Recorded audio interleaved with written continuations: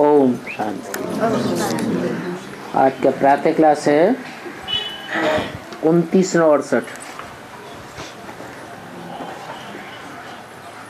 रूहानी बाप को याद करो।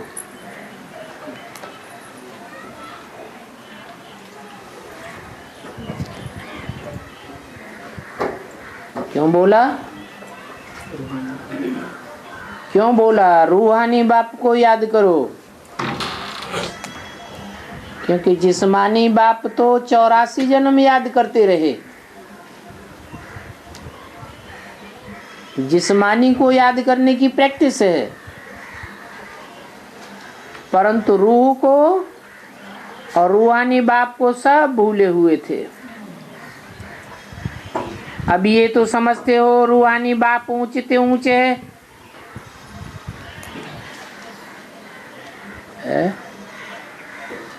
ऊंचे ऊंचे माने परमधाम में है। तो नीचे हो गया।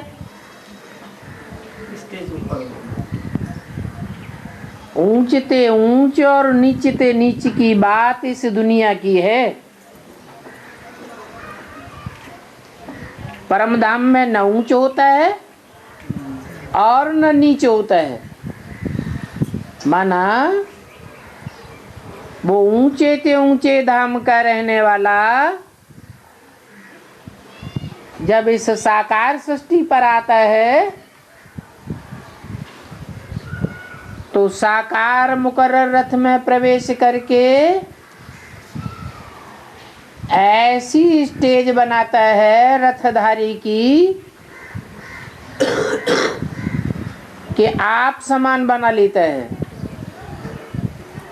माना निराकारी, निर्विकारी, निरहंकारी बनाए देता है। उस लास्ट स्टेज का गायन है ऊंचते ऊंच बाप।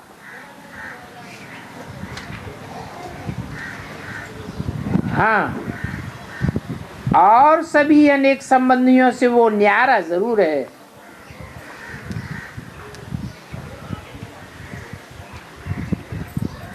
जो भी संबंधी होते हैं वो साकार होते हैं,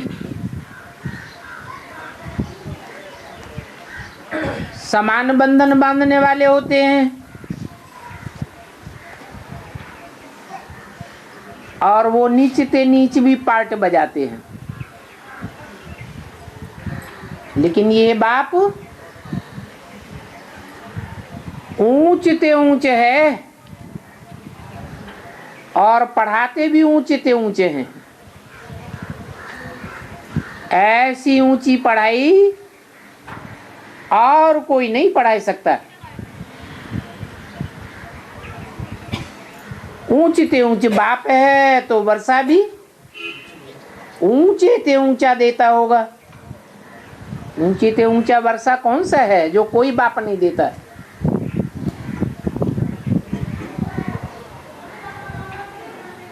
करोड़पति बाप होगा तो करोड़ देगा, अरबपति होगा अरब देगा, मल्टी मिलियनर होगा तो ढेर की ढेर मिले बच्चे को दे देगा। लेकिन वो सब उसके मुकाबले नीचे बाप साबित होते हैं। क्यों? क्योंकि कोई भी धर्म पिता अपने फॉलोअर्स को सारे विश्व की बादशाही नहीं दे सका। कितना भी महत्वाकांक्षी बच्चा हो, लेकिन सारे विश्व के ऊपर विजय प्राप्त कोई नहीं प्राप्त कर सका। ये बाप विश्व की बादशाही का वर्षा देते हैं और देते भी हैं अहिंसा के आधार पर।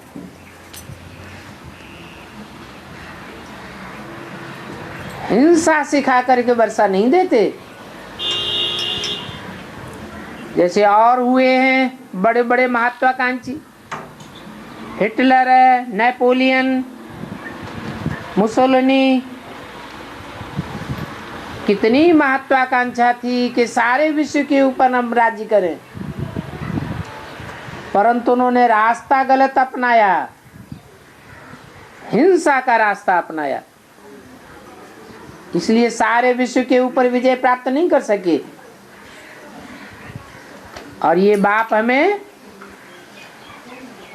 डबल अहिंसा सिखाते हैं, ऐसी अहिंसा जिससे हम सारे विश्व के ऊपर बादशाही प्राप्त कर लेते। ऐसे बाप के सामने तुम बच्चे बैठते हो,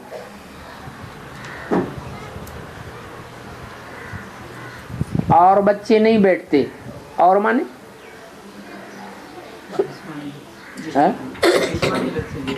जो और धर्म पिताओं के बच्चे हैं, क्राइस्ट के हैं, इब्राहिम के हैं, बुद्ध के हैं, उनके भी तो बच्चे हैं, उनके भी तो फॉलोअर्स हैं, परंतु वो विश्व की बादशाही प्राप्त नहीं करते अपने बाप से। और तुम ऐसे बाप के सामने बैठते हो जो विश्व की बादशाही देने वाला है। ये तो जरूर याद आता होगा कि हमारा ऊंचे से ऊंचा बाबा है, और ऊंचे से ऊंची नई दुनिया का वर्षा देते हैं। कलयुग से ऊंची दुनिया द्वापर, द्वापर से ऊंची दुनिया त्रेता, और त्रेता से ऊंची दुनिया सत्ययुग। ऐसे सत्यधाम का रहने वाला सच्ची बातें बता करके सतयुग की राजाई देते हैं। बच्चा भी बनाते हैं, फिर खुद ही बैठ बच्चे को पढ़ाते हैं, बाप भी बनते हैं, और फिर टीचर भी बन जाते हैं, और फिर घर भी ले जाते हैं आप समान बनाकर।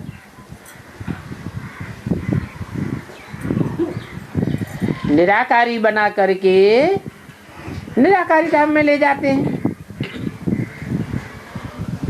जहां से फिर तुम आप ही अपनी स्थापन की हुई नई दुनिया में योग बल से माँ बाप के गर्भ में, माँ के गर्भ में प्रवेश करते हो। तो देखो, ये बहुत मीठे से मीठा, बहुत ऊंचे से ऊंचा बाप है, और तुम्हारे सभी दुख दूर कर देते हैं। उनके एवजे में अपार सुख देते हैं, इसलिए दुख हरता और सुख करता कहा जाता है। जो समझू सयाने बच्चे हैं वो समझते हैं ऐसी बाप की पाठशाला में हम बैठे हैं, कितनी सहज पढ़ाई पढ़ाते हैं। इसको कहा जाता है सहज बाप से सहज योग। तुम्हारे सामने बैठे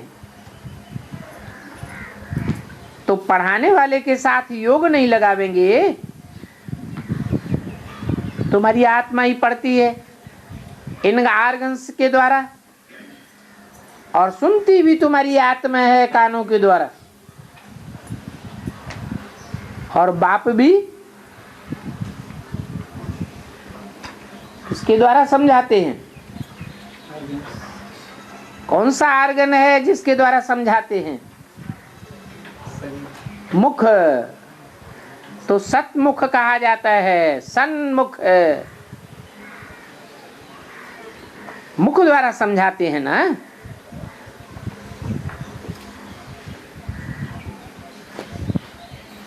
इसलिए फिर कौन से मुख का गायन है? जिस मुख के द्वारा सारी दुनिया समझ जाती है।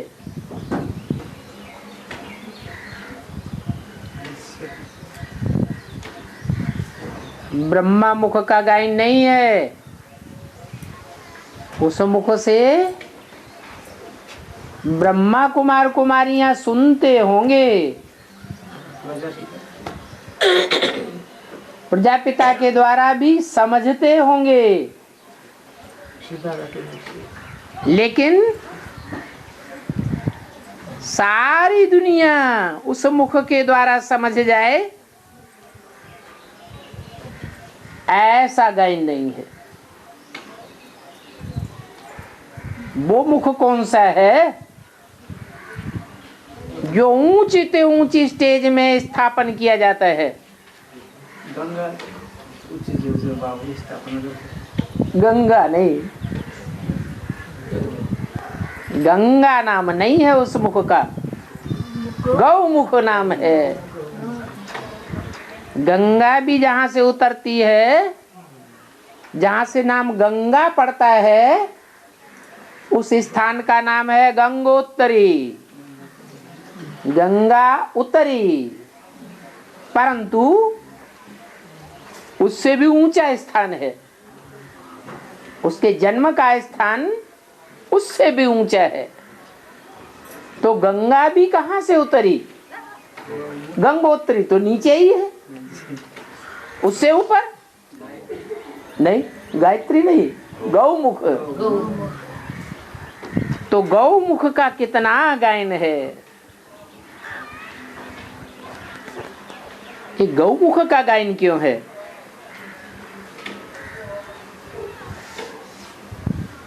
मुख लेते हैं ज्ञान सुनाने के लिए, तो क्या गौमुख में आते हैं? गौमुख में आते हैं या बैल मुख में आते हैं? है? है? शिव बाप किस मुख में आते हैं? बैल में आते हैं। यादगार में अपने यहाँ जो पहली कांग्रेस गवर्नमेंट बनी थी, तो 2 बैलों की जोड़ी प्रसिद्ध थी।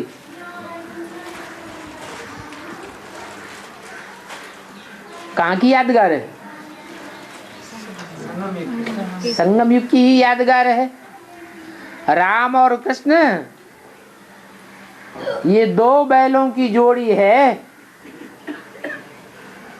एक में सुनाने के लिए और दूसरे में समझाने के लिए प्रवेश करते हैं, परंतु सारी दुनिया समझती नहीं है उन मुखों से। बैल के मुखों से सारी दुनिया समझती है क्या? नहीं समझती है। अच्छा, तुम बच्चे समझते हो? हा? समझते हैं? पक्का निश्चय हो जाता है? फिर माया हिलाए तो नहीं पाती है? हिलाती तो है। अभी तो फाइनल पेपर भी नहीं हुआ है, तो माया हिलाई देती है। तो सफलता कब मिलती है? जो सारी दुनिया समझ जाए, तब ही सफलता मिलती है, जब गौमुख से वो ज्ञान निकलता है। इसलिए बाबा कहते हैं कि कन्याओं माताओं के मुख से ज्ञान सुनना अच्छा लगता है। क्यों अच्छा लगता है? जिस बात में सफलता हो वो ही बात अच्छी लगती है। सफलता ना हो, असफलता हो जाए, तो अच्छी होते हुए भी कोई अच्छी नहीं कहेगा। इसलिए बोला, देखो गौमुख का कितना गायन है। इसमें प्रवेश कर फिर इस माता द्वारा बच्चों को एडाप्ट करते हैं।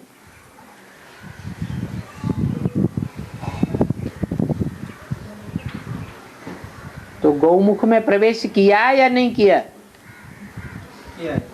है? कब किया? आदि में किया या अंत में किया? आदि में भी किया, परंतु आदि में जो किया वो फाउंडेशन था भक्ति का। और अंत में जब ज्ञान गंगा तैयार होके निकलती है तो ज्ञान का फाउंडेशन पड़ जाता है। ज्ञान को पंथ, कृपाण को धारा। जैसे तलवार एक बार हो जाता है तो खेल खलास हो जाता है, ऐसे ही ये तलवार की धार हो जाती है। इसलिए कब माता का रूप भी बच्चों को दिखाई पड़ता है।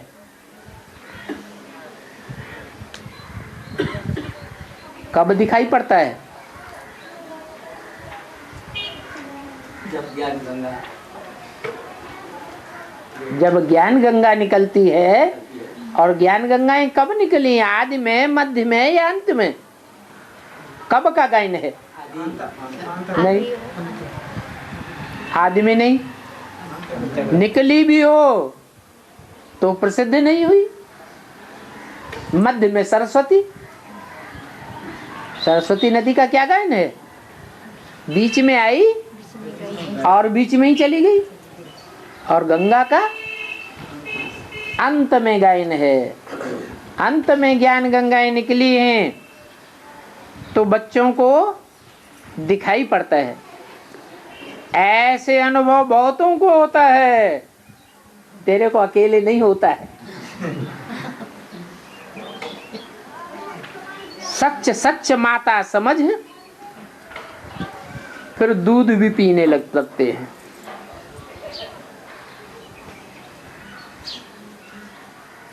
इतना भावना में आ जाते हैं, परंतु ये सभी साक्षात्कार की बात है। ये ईश्वर की युक्ति कही जाती है। क्या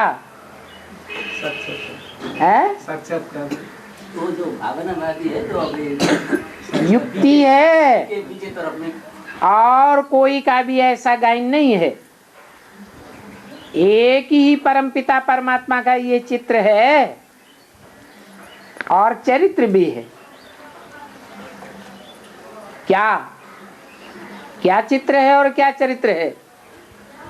कि माता भी बनते हैं और पिता भी बनते हैं। गायन भी है, त्वमेव माता च पिता त्वमेव। तो भविष्य में विष्णु अथवा लक्ष्मी नारायण का साक्षात्कार भी करेंगे। एम ऑब्जेक्ट दिखाने के लिए बच्चों को साक्षात्कार कराया जाता है। तुम बच्चों को भी समझाते हैं ये तुम्हारा एम ऑब्जेक्ट है। क्या हमारा एम ऑब्जेक्ट क्या है? माता पिता समान बनना। माता लक्ष्मी और पिता नारायण। तो साक्षात्कार कराए देते हैं कि फिर से तुमको ये बनना है। तो बताओ पुनर्जन्म कब से शुरू होता है?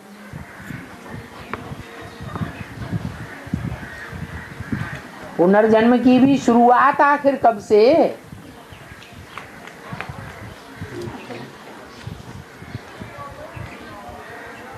अरे शुरुआत कभी तो होगी। सृष्टि की आदि तो होती नहीं। सृष्टि तो अनादि है। जो अनादि सृष्टि है उसमें जन्म की शुरुआत कब कहें? पहला जन्म कब? 76 से शुरू हुआ। कहेंगे पहला जन्म 76 में माता पिता का तो है, लेकिन पुनर्जन्म तो नहीं है। पुनर्जन्म कब से कहें? 76 नहीं, 76 तो 76 तो पहला जन्म हुआ। पुनः माने दोबारा। पुनः जन्म, दोनों शब्द मिलाए तो क्या हुआ? पुनर्जन्म। तो पुनः जन्म कब हुआ? 18 से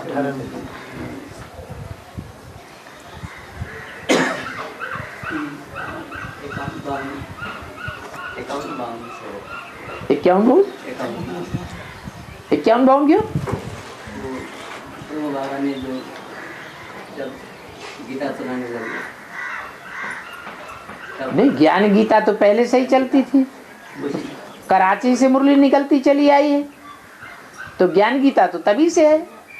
ज्ञानामृत नहीं कहेंगे, अमृत कहेंगे तब जब गौमुख हो। कब कहा जाता है? अमृत किससे निकला? कहते हैं गौमुख से अमृत निकला। अमृत से अमर हो जाते हैं। अभी मरते जीते रहते हैं कि अमर बने बैठे हैं ब्राह्मण। अभी अभी निश्चय होता है और अभी अभी अनिश्चय हो जाता है। अनिश्चय हो गया तो मर गए, निश्चय हो जाए तो जिंदा हुए। तो गौ के मुख से निकला हुआ अमृत मिल रहा है? अभी नहीं मिल रहा है। हाँ, वो भी टाइम आएगा कि गौ के मुख से निकला हुआ अमृत हम पिएंगे। जैसे गंगा जल को पीते हैं तो भक्त लोग क्या समझते हैं? अमृत जल है। तो ये यहाँ की बात है। तो शुरुआत तब से कहेंगे जब से विष्णु प्रत्यक्ष हो, लक्ष्मी नारायण का संपन्न स्वरूप प्रत्यक्ष हो जाए। कौन से लक्ष्मी नारायण? सतयुग के 8 लक्ष्मी नारायण की बात नहीं है। जो नर से डायरेक्ट नारायण और नारी से लक्ष्मी बनने वाले हैं, उनकी बात है। तो कहेंगे शुरू से। शुरू कब कहें? है?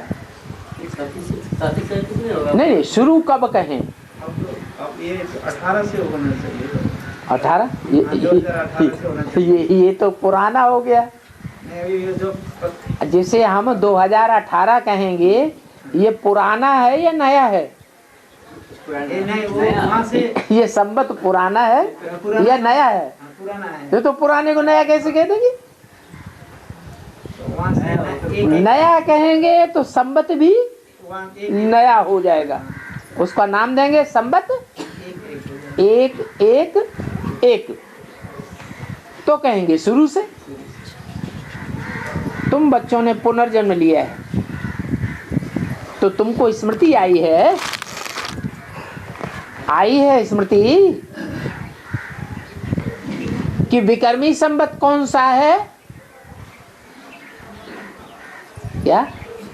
2 संबत हुए ना।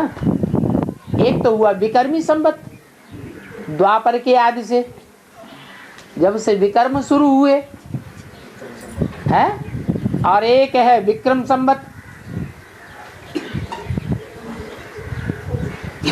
विक्रमों के ऊपर जीत पहन ली तो स्मृति आई।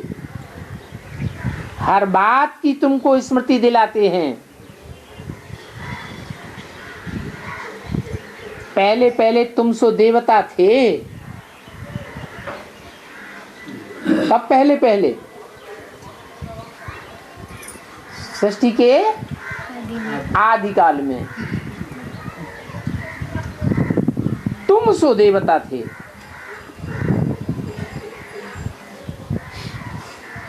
ये नहीं कहा हम सो देवता थे, यह सो देवता थे, ये भी नहीं कहा। वे सो देवता थे, वो दूसरे धर्म वाले, ये भी नहीं कहा। क्या कहा? तुम सो देवता थे।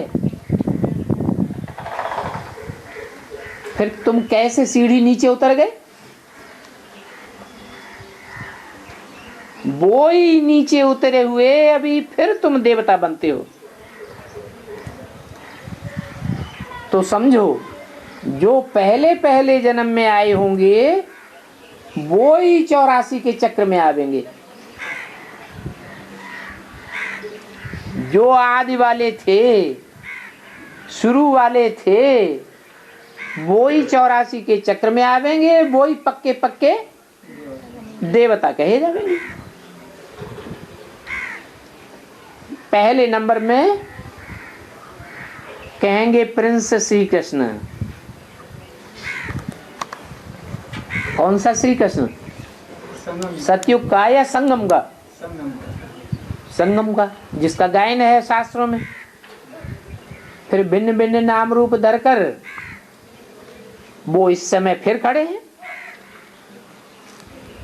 तो तुम फिर से सो राजकुमार बनते हो। तुम बच्चों की बुद्धि में है वो ऊंच ते ऊंच भगवान है, जो हमको ऊंच ते ऊंच बनाता है। ऊंच ते ऊंच पढ़ाई पढ़ा करके वो पतित पावन है, ये स्मृति में रखना है। क्या बात? क्या बात स्मृति में रखना है? कि वो एक ही ऊंच ते ऊंच बाप है, जिसके संग के रंग में आने से हम ऊंच ते ऊंच स्टेज प्राप्त करते हैं।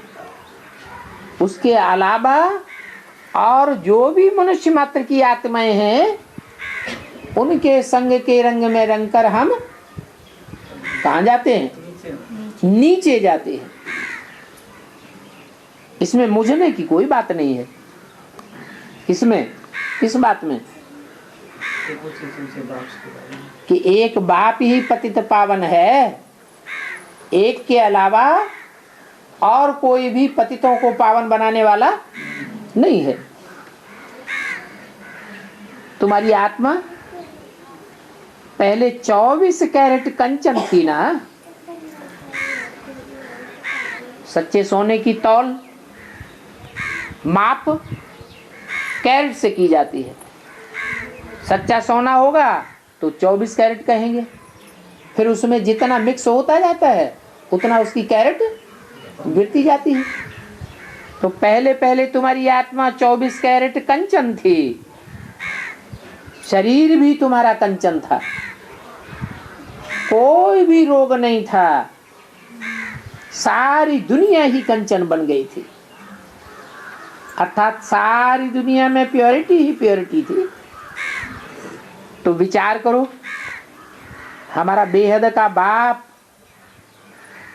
कितना ऊंचे ऊंचे नॉलेजफुल है, हमको ऐसा पढ़ाते हैं जो पढ़ाई और कोई पढ़ाई नहीं सकता। न कोई अपना परिचय देंगे कि मैं कैसे आता हूं। बाप खुद आकर के अपना परिचय देते हैं। बाप के अलावा बाप का परिचय कोई दे भी नहीं सकता। बाप कहते हैं मैं इस पुरुषोत्तम संगम युग पर आने के लिए ड्रामा के बंधन में बांधा हुआ हूं। इस साधारण तन में प्रवेश करता हूं।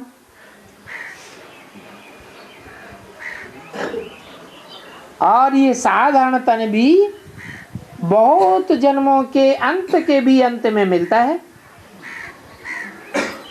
बहुत जन्मों के अंत का जन्म होगा ही श्री कृष्ण का। इसमें मुझने की बात ही नहीं है। बच्चे जानते हैं ऊंचे से ऊंचे बाप है। वो बड़ा बाप है, बड़ा बाबा है, तो छोटा बाबा भी होगा या नहीं होगा?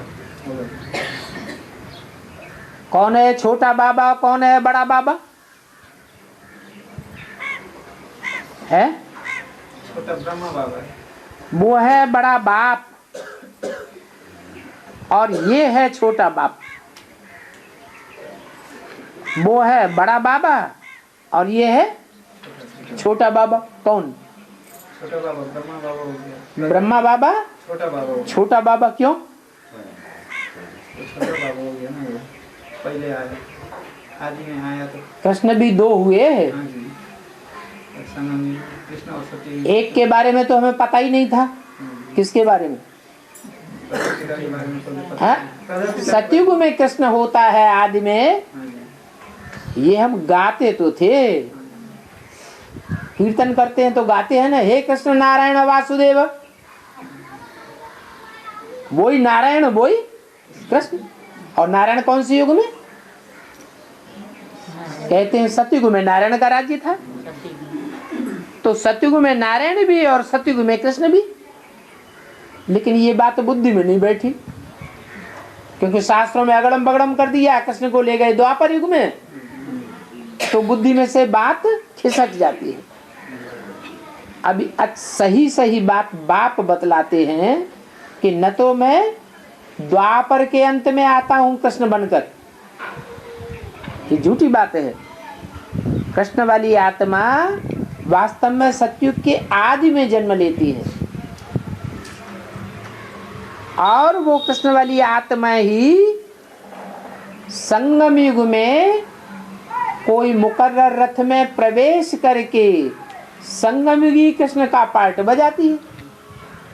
परंतु गायन आत्मा का होता है या शरीरधारी का होता है? शरीरधारी का होता है। आत्मा के लिए नहीं कहते हैं, शरीर के लिए कहते हैं। आत्मा का नाम तो सिर्फ शिव का ही है,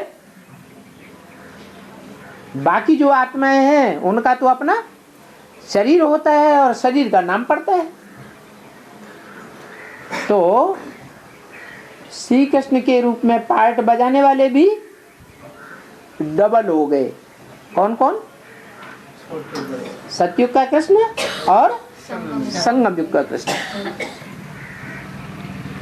तो देखो, उनमें एक हो गया रचयिता और एक हो गई रचना। कौन सा कृष्ण हुआ रचयिता और कौन सा कृष्ण हुई रचना? रचना पहले या रचयिता पहले? रचयिता पहले, रचना बाद में। तो कौन सा रचयिता? संगम युग में जो कृष्ण है शरीरधारी है या निराकारी? शरीरधारी है। तो संगम युग में जो कृष्ण है वो हुआ रचयिता, जो नर से नारायण कहा जाता है, और सतयुग में उससे जो पैदा होगा वो हुई रचना, वो भी साकारी होगा। लेकिन रचना है, रचना बाद में होती है, रचयिता पहले होता है। तो देखो, ये रचयिता और रचना का परिचय देते हैं। वो रचयिता एक ही है, बेहद का रचयिता है। बाकी ये सभी हैं हद के रचयिता, जिन्हें लौकिक बाप कहा जाता है, धर्म पिताएं कहा जाता है। धर्म पिताएं हद के रचयिता हैं या बेहद के रचयिता हैं? हद के रचयिता कहेंगे। बेहद के बाप को सभी बाबा बाबा कह के पुकारते हैं।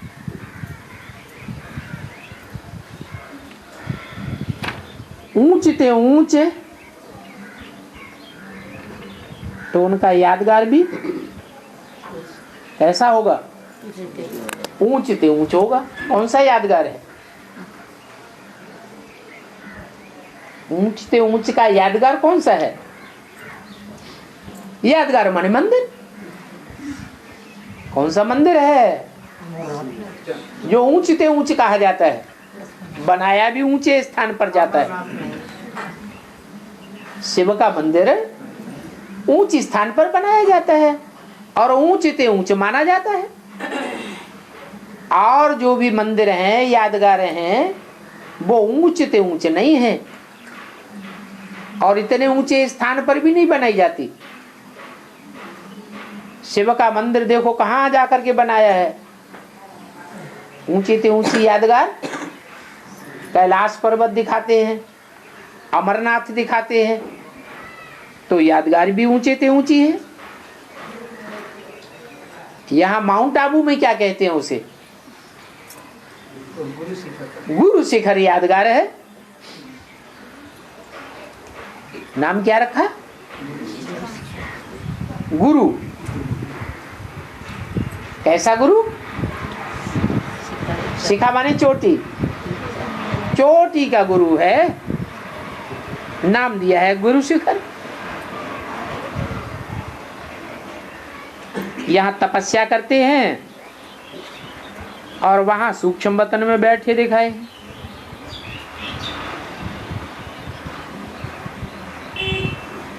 वो है मूल वतन, जहां बाप के साथ तुम भी रहते हो। तो बाप कितना अच्छी रीति बैठ समझाते हैं, रोज रोज समझाना पड़ता है। क्या रोज रोज कोई बात क्यों समझानी पड़ती है? बार बार रिपीट क्यों करनी पड़ती है?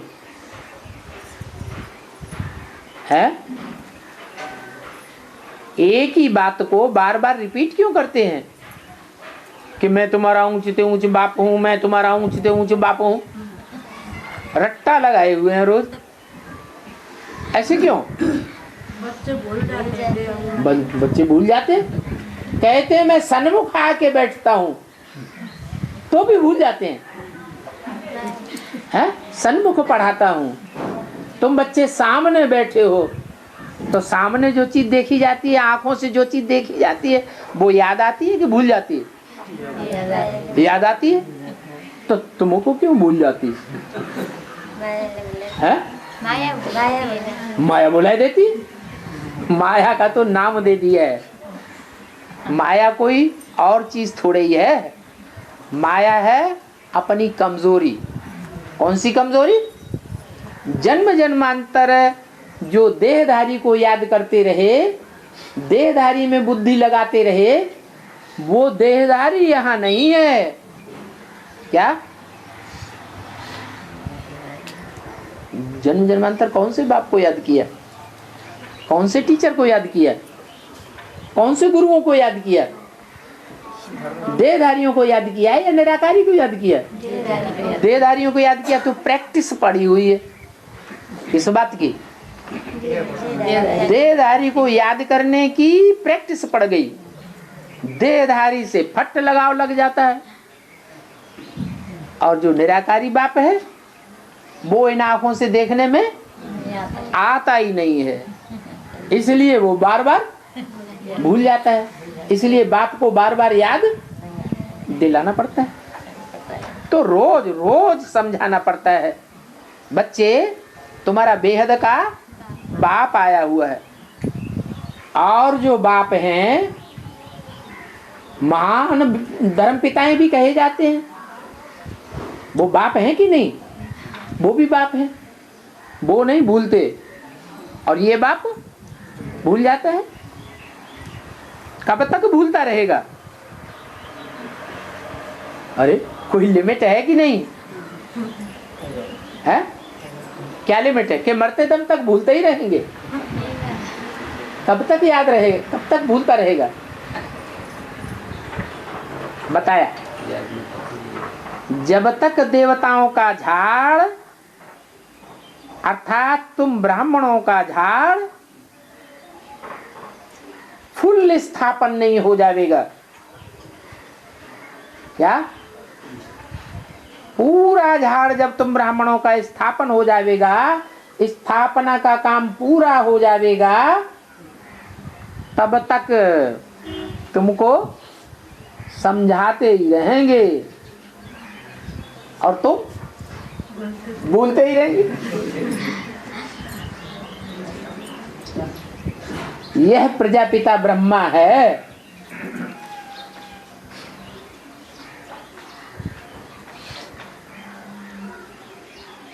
ये याद क्यों दिलाया?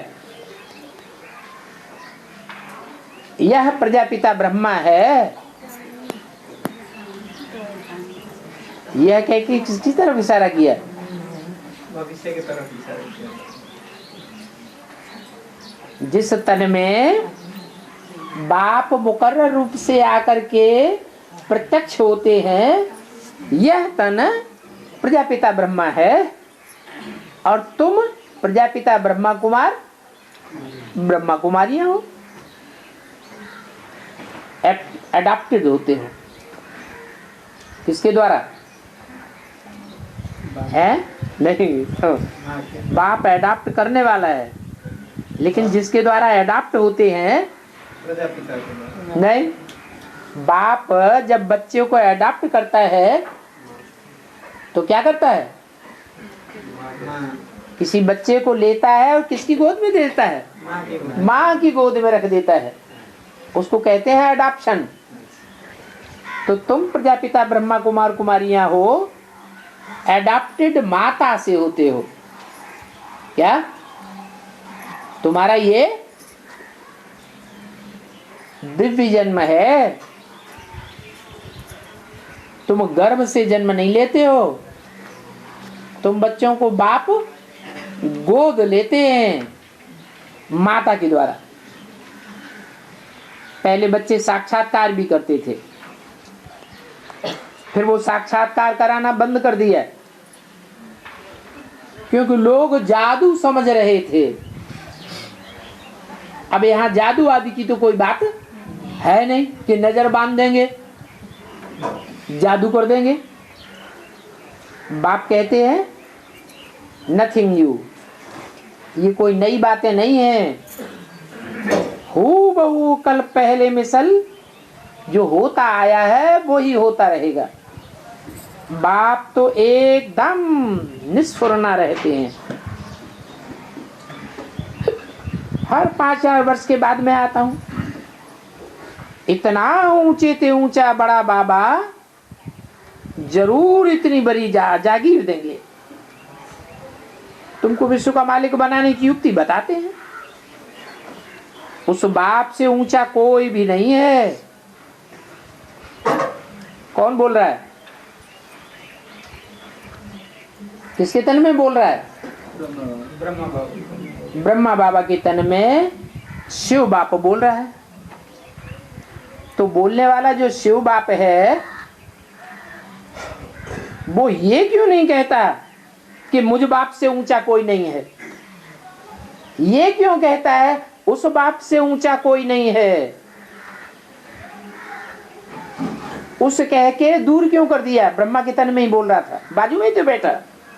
बाद में 5 बजे माना सुप्रीम सोल जो ब्रह्मा में प्रवेश था वो अपने लिए नहीं कहता कि मैं ऊंचे ते ऊंच हूं। जो ऊंच बनेगा वो नीचे भी बनेगा। वो ना ऊंच बनता है ना नीचे बनता है, वो तो सदा एक रस है। शंकर के मस्तक में जो तीसरा नेत्र शिव नेत्र कहा जाता है वो शिव नेत्र सदा शिव कहा जाता है। वो न कल्याणकारी है ना अकल्याणकारी है, वो तो सदैव एक रस ही है। ऊंच और नीच का पार्ट बजाने वाला कौन है?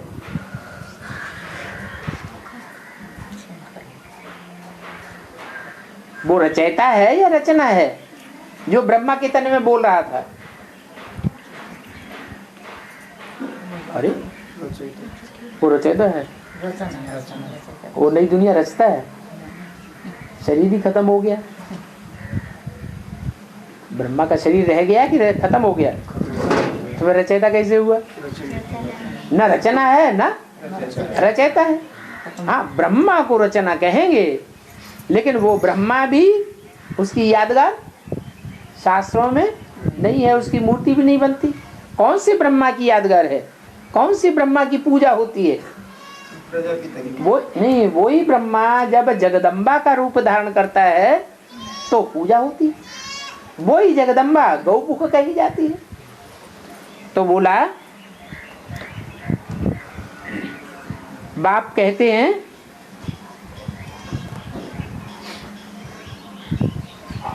कि सभी आत्माओं का बाप एक है, उस बाप से ऊंचा कोई नहीं है।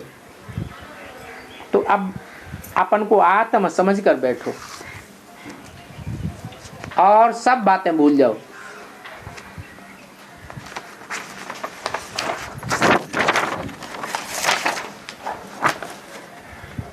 बेहद का बाप आकर बेहद का वर्षा देते हैं। 29 और 68 की वाणी का दूसरा पेज। आधा कल्प तुम सुख में रहते हो, उसको कहेंगे दिन, और आधा कल्प तुम ठोकरें खाते रहते हो। ठोकरें खाते हैं तो सुख कहेंगे या दुख कहेंगे? दुख कहेंगे। जब तुम दिन में होते हो तो तुम धक्का नहीं खाते हो। क्या? कोई संबंधी से धक्का नहीं खाते हो, कोई गुरु से धक्का नहीं खाते हो, कोई तीर्थों में धक्के नहीं खाते हो। धक्का खाना माना धोखा खाना। धोखेबाज क्या करते हैं? जो धोखेबाज होते हैं वो क्या करते हैं? धोखा दे देते हैं ना। जब धोखा दे देते हैं, जिसको धोखा मिलता है वो कहता हमने धक्का खाया, फालतू धक्का खाया। न धक्का खाते न धोखा खाते तो अच्छा था। तो दिन में तुम धक्का नहीं खाते हो, धोखा नहीं खाते हो, और रात में तुम धक्के पर धक्के खाते रहते हो। अब धक्का दिन में नहीं खाया जाता है, रात में खाया जाता है। क्यों? क्यों धक्का खाया जाता है? क्यों धोखा खाते हैं? क्योंकि पहचान नहीं पाते हैं तो धोखा खाते हैं। तो भक्ति मार्ग में धक्के खाने पड़ते हैं। तुम बच्चों को कितनी खुशी होनी चाहिए इस बात की। अरे तुम बच्चों को कितनी खुशी होनी चाहिए, किस बात की खुशी? क्या विश्व की बादशाही मिल गई? मिल गई? नहीं मिल गई तो किस बात की खुशी? धोखा खाने। हाँ, अब हम धक्का खाने से धोखा खाने से बच गए। धोखा खाने से बच गए। अगर सभी बच गए तो फिर ये विष्णु पार्टी कहां से उठ के खड़ी हो गई, और विष्णु पार्टी में गुरु बन के कहां से बैठ गए? धक्का खा रहे हैं कि नहीं खा रहे हैं? हैं?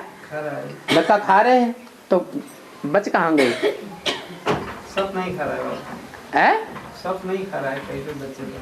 अच्छा, जो नहीं खा रहे हैं वो कल नहीं खाएंगे, माया उनको धक्का नहीं खिलाएगी, इसकी क्या गारंटी है? गारंटी है? नहीं है। गारंटी तो नहीं है, तो फिर खुशी तो बेकार हो गई। बाबा तो पूछ रहे हैं तुम बच्चों को कितनी खुशी होनी चाहिए कि हम धक्का खाने से बच गए। ये खुशी की बात नहीं है, हैं? खुशी की बात है। फिर इधर ये भी कहते कोई गारंटी नहीं है।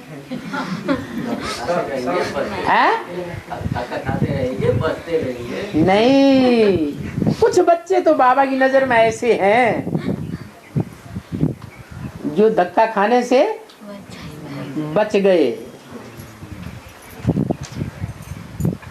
अब कौन है ये अभी पूरा पता नहीं पड़ा है। तो तुम बच्चों को कितनी खुशी होनी चाहिए कि ऊंच ते ऊंच शिव बाबा, जिसको भक्ति मार्ग में हम 2500 साल पुकारते आए, वो आकर के हमको मिला है। पुकारते आए दुख हरो सुख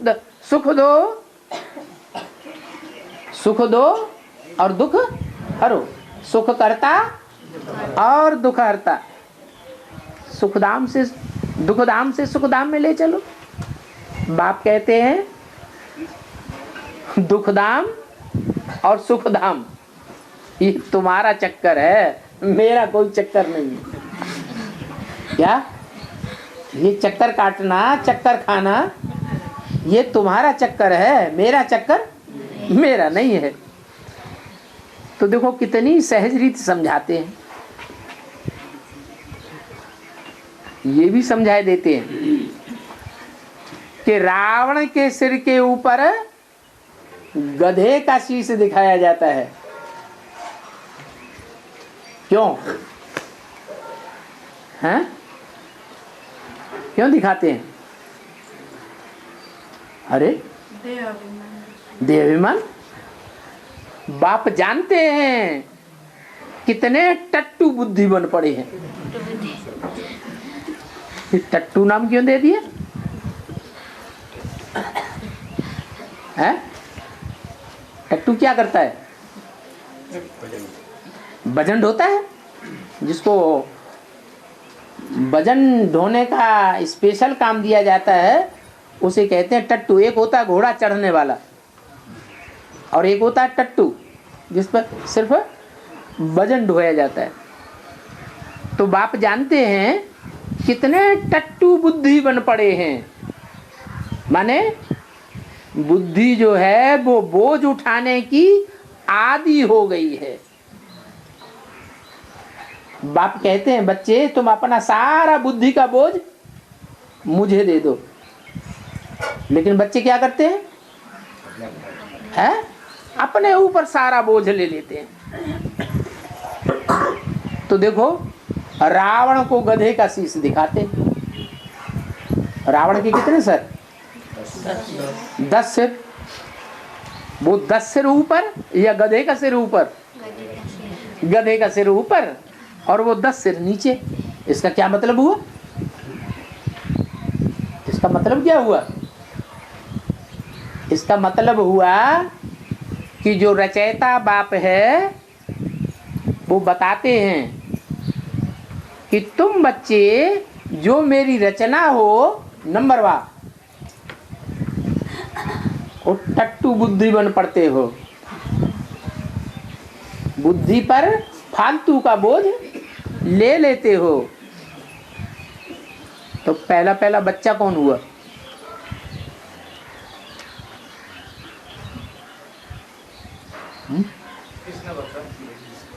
फिर भगवान। वो बच्चा भी है और भगवान भी है। बच्चा माने रचना। रचना भगवान होता है? रचयिता भगवान होता है या रचना भगवान होता है? रचयिता भगवान होता है। तो देखो ये रावण के ऊपर जो गधे का शीश दिखाया है वो किसकी यादगार है? ब्रह्मा की यादगार है। पहला बच्चा कौन हुआ? षष्ठी का पहला पत्ता कौन है? उसको तो गधा नहीं कहेंगे। वो तो 16 कला संपूर्ण सर्वगुण संपन्न 16 सर्वगुण संपन्न संपूर्ण अहिंसक मर्यादा पुरुषोत्तम कहा जाता है।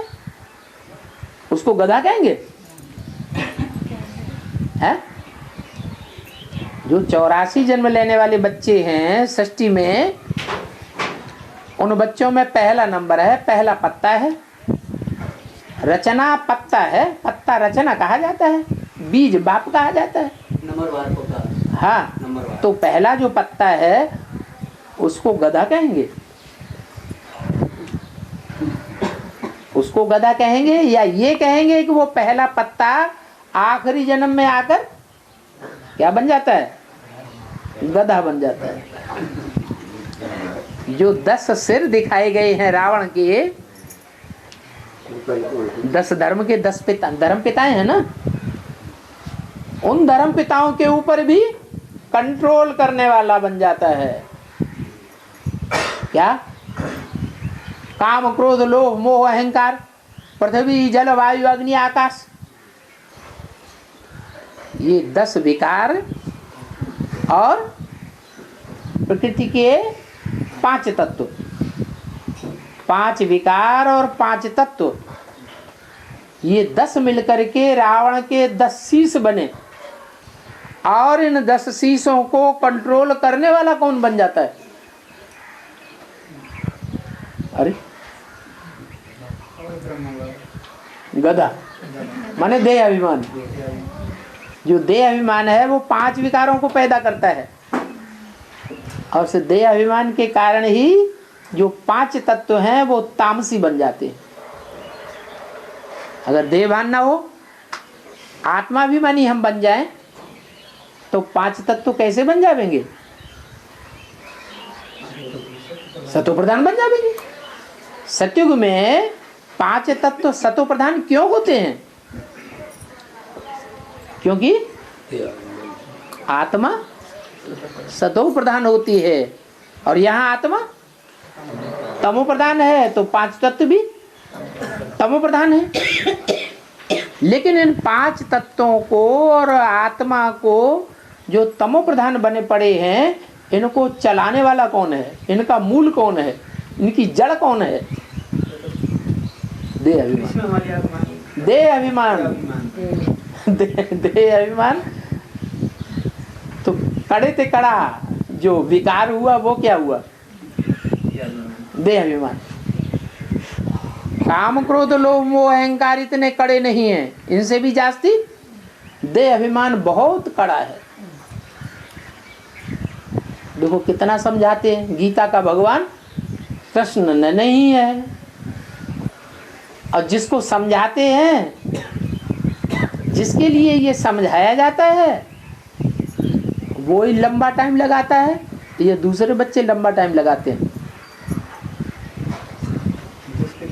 देर में किसकी बुद्धि में बैठता है?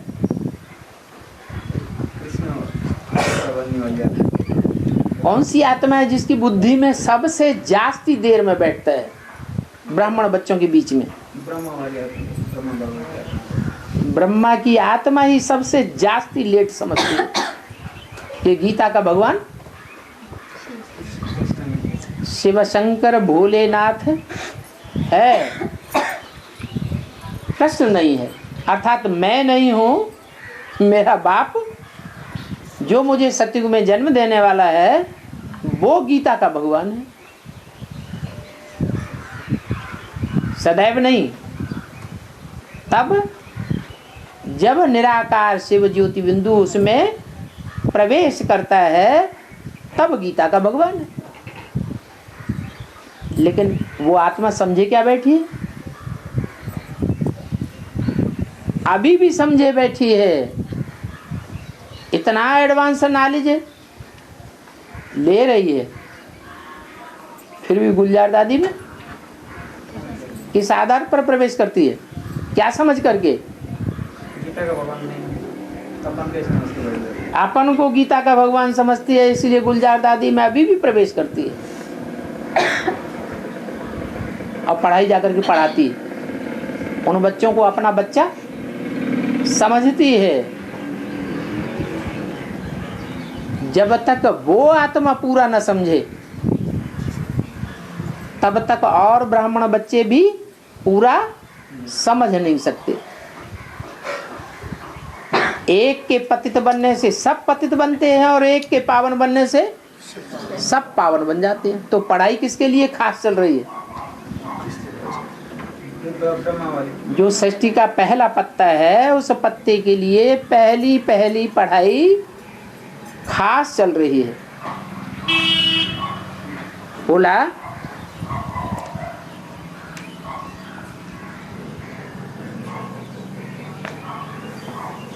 रावण ने देखो तुमको क्या बनाई दिया है, इसलिए ये निशानी दे दी है। क्या क्या निशानी दे दी है रावण में? टट्टू की निशानी दे दी है। 5 विकार स्त्री में, 5 विकार पुरुष में। कौन सी स्त्री है?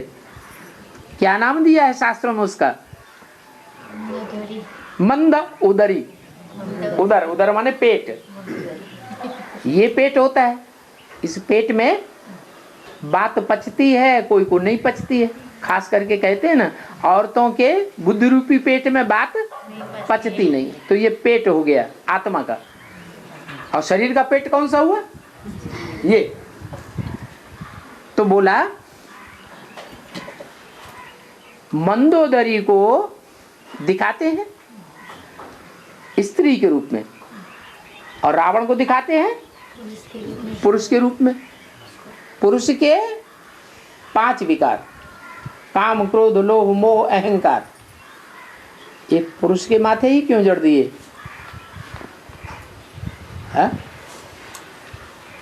क्या स्त्रियों में काम क्रोध लोभ मोह अहंकार नहीं होते? फिर ये रावण को पुरुष रूप दे करके उसके ही माथे पर 5 विकार क्यों लगा दिए? क्या कारण?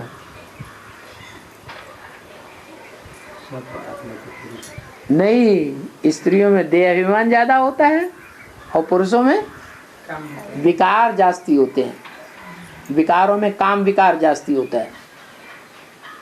स्त्री चोला ज्यादा सुंदर होता है या पुरुष चोला ज्यादा सुंदर होता है? स्त्री चोला ज्यादा सुंदर होता है। तो वो देहभान का सुंदरता वो भूलती नहीं है, इसलिए स्त्री को दिखाते हैं 5 तत्व, पृथ्वी, जल, वायु, अग्नि, आकाश। 5 तत्वों की सुंदरता होती है। दुनिया में लोग इतना घूमने जाते हैं चारों तरफ, घूम घूम के क्या देखते हैं? आत्मा को देखते हैं, नहीं, प्रकृति का सौंदर्य देखने जाते हैं। वो जड़ प्रकृति का सौंदर्य देख रहे हैं, लेकिन वास्तव में वो ये नहीं जानते ये जड़ प्रकृति जो है वो मुख्य है या जड़ प्रकृति का मानिंद चैतन्य प्रकृति मुख्य है। जैसे आसमान के सितारे हैं, सूरज चांद हैं, ये मुख्य नहीं है, ये तो जड़ हैं, लेकिन इनको पलटने वाला, इनको परिवर्तन करने वाला चैतन्य आत्माएं हैं या ये जड़ सितारे हैं? चैतन्य आत्माएं हैं जिनको ज्ञान सूर्य, ज्ञान चंद्रमा, मंगल, सोम ये नाम दिए हुए हैं। तो ऐसे ही ये मंदोदरी का नाम दिया हुआ है, जिसका बुद्ध रूपी पेट मंद हो जाता है। कब हो जाता है? सतयुग में कि कलयुग के अंत में? कलयुग के अंत में मंदोदरी ऐसी तामसी बन जाती है कि देहभान हटाने से भी नहीं हटता। तो बाप समझाते मीठे मीठे बच्चों, ये बात पक्की याद रखो, ये सारी दुनिया सुख दुख का खेल है। सुख काहे से होता है और दुख काहे से होता है? आत्माभिमान से होता है सुख और देहभान से होता है दुख। ओम शांति।